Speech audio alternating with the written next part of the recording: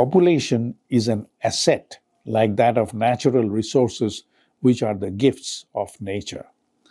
How these resources are to be used for the benefit of nation and for the world depends on the leadership governing a given nation.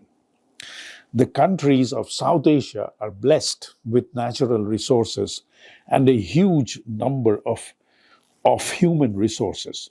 Given able and dynamic leadership in these countries, the world could become a more livable planet. Occasionally, leadership emerge in nations that consider population as the main asset for nation building. Examples are China's Mao Zedong, Ho Chi Minh of Vietnam, Adolf Hitler of Germany, Lenin of Russia, Risto Ryti of Finland, etc. Whereas so-called leaders of underdeveloped countries are known to consider population growth as impediment for socioeconomic progress. India occupies enormous geographical area. It is 1.3 million square miles or 3.3 million square kilometer, inhabited by 1.4 billion people. Just recently, India has been declared as the most populated nation, surpassing China, having a geographical area of 3.7 million square miles, which is 9.6 million square kilometers. This implies that 481 persons live in each square kilometer in India as compared to 149 persons in each square kilometer in China. Therefore, India's density of population is 3 times higher than that of China. During the decades of 60s until the end of 90s, Western media was aggressively publicizing over the imminent danger of population explosion in India and its fallout effect on the Western paradise. Political leadership of India, instead of evaluating the truth behind Western threats of population explosion, wasted no time in blaming population growth as the main limiting factor for India's widespread socio-economic underdevelopment, adopted aggressive birth control measures, including forced sterilization, as a means of population control. Population growth and everything else under the sun is being blamed for growing widespread underdevelopment, except the glaring incompetence of political leadership, corruption, mismanagement, the absence of accountability, nepotism, or dynastic rule. From 1970 till today, the population of India has grown 3 times, testifying to the utter failure of the population control scheme. Around the same time, Anglo-American Western media busied themselves with ostensible concern for loss of freedom, democracy, and human rights of Chinese and Russian population. So, the West started to spread mis- and disinformation on how all hell is just about to break loose over China. Purpose was to educate their domesticated Anglophone ruling class of the third world countries and project an illusory, mesmerizing image of the Anglo-American West and West's qualitative superiority over China and Russia. Yet, in 1972, when China was at her lowest ebb, Nixon and Kissinger team engaged Pakistan and Romania to arrange a summit with China. US media wasted no time in tossing numerous questions to the Chinese leadership about their intention of becoming a superpower. Zhou Enlai, the then Prime Minister of China, responded, "China is a poor developing country and belongs to the third world. China never aspired to be a superpower. Obvious question was, and still is, what prompted the world to contemplate on the prospect of China becoming a superpower soon after Chinese Communist Party came to power in 1949 with a population of 540 million then. Whereas in the international political or economic circle, similar discussion about the future of India was never entertained. The world wasted no time in realizing that leadership of China in combination with her human resources can and will inevitably rise to the status of a great power. Whereas India might have the resources but lacking the kind of leadership required to condition their human resources to attain similar status of world power. After 75 years of observation, facts are there for all to see. Since 1990s, suddenly India is being projected as a model of economic growth. Her growth rate and GDP are being hyped out of proportion. All the shortcomings of central and regional administration due to widespread and deep-rooted incompetence, lack of accountability, mismanagement, and corruption are deliberately ignored. When West launched an aggressive propaganda against the menace of population growth, and India dutifully complied without getting any result whatsoever, China declared about the same time that her population as the most valuable national asset. Right from the beginning, China took steps to improve the quality of their human resources by introducing well-organized, well-planned, and well-managed high-quality schooling, healthcare, welfare system, and infrastructure. Such achievements were the result of a high-quality leadership that is accountable to the public. Chinese coined the phrase, Chinese characteristics.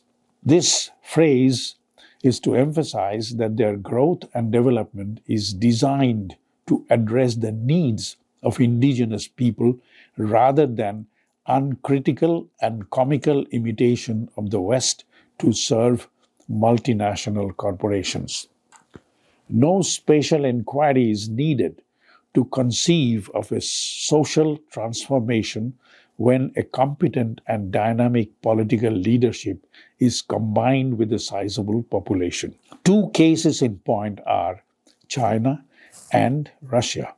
Their far-reaching, rapid social transformation is the product of dynamic political leadership.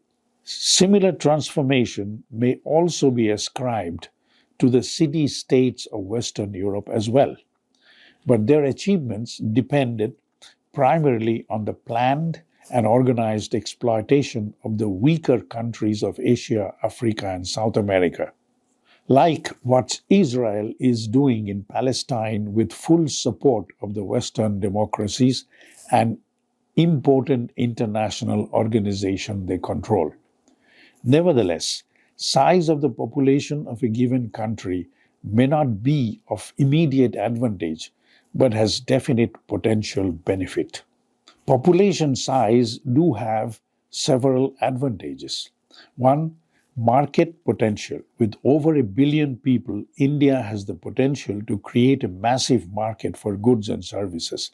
This requires setting up of an economic system like the one seen in Scandinavian countries, which are designed and administered to improve the purchasing power of the common people. A radical departure from monopolistic crony capitalism of the global south that controls government infrastructure. These governments of global south that are installed and operate to serve the interest of Anglo-American West. Workforce. India's large population is a natural gift that provides a substantial and diverse working population for which government machinery didn't have to exert any effort. This demographic advantage can be harnessed and conditioned to become a disciplined workforce. Such an invaluable resource can be utilized as the main engine for industrialization. However, harnessing these resources require dynamic leadership. Experience shows that dynamic leadership of a nation that is committed to protect the interest of indigenous population is often subjected to attack from both internal and external forces. Numerous examples can be cited throughout the world. Most recent examples are war in Ukraine and Gaza. Dynamic leadership. Political stability. A stable political environment is crucial for economic development. However, it must be emphasized that emergence of dynamic leadership in a poor, underdeveloped country committed to inclusive growth and prosperity inevitably faces serious resistance from ruling elites within and imperialist countries from without. These two forces merge to oust the dynamic leadership, since ruling elites derive profit from social poverty, corruption, and injustice. A victorious dynamic leadership of a poor country may improve the quality of life of the local underclass, but faces prolonged political, economic, and media subversion from so-called Western democracies. Tensions between the Anglo-American West and Russia, China, Cuba, Venezuela, North Korea, Iran are products of such international relations. Reform initiatives. Kinds of reform in the relationship of production that has induced dramatic positive changes in the socio-economic life of general population of countries like China, Russia, and Scandinavia is the result of their dynamic leadership. Experience shows that reforms that are beneficial to the masses and compatible with nation building are instantly countered by Anglo-American West and their crony institutions like UN, IMF, World Bank, etc. One of the most challenging tasks of a leadership is to unite their population and national resources to prepare for external onslaughts where domestic opposition works as willing agents. In India, that situation has not come about yet, since the political leadership is not genuinely committed to serve the interest of masses, nor do they show any intention to remain free from the clutches of the Western imperialism. Global diplomacy. There are examples to show that dynamic leaders can play a crucial role in shaping a country's image on the global stage. The international prestige of a dynamic leader depends on how that leader can mobilize available resources from within to improve the quality of social and economic life of the masses. How the leaders can mobilize masses to counter resistance from within and without. How the leaders can arouse national pride in the life and culture of the people of the grassroots level. How the leaders can guide their nation to withstand all the effect of mis and disinformation of the so-called free press of Anglo-American West. A leadership committed to these goals automatically draws the support and blessings of world population, which ultimately leads to support and respect of the diplomatic world. Examples are China, Russia, Vietnam, Cuba, North Korea, Iran, and Scandinavia. More recently, Palestinian leadership of Hamas. Economic growth, innovation, and technology. India's economic importance is also tied to its potential for innovation and technological advancements. A focus on research and development, coupled with a growing startup ecosystem, contributes to economic vibrancy. Most of the former colonial countries that are imitation democracy of Western style, like India or other Anglophone countries of South Asia, East Africa, and Caribbean, have made little progress and contributed nothing in the technological advancement of the modern century except working as cheap labor.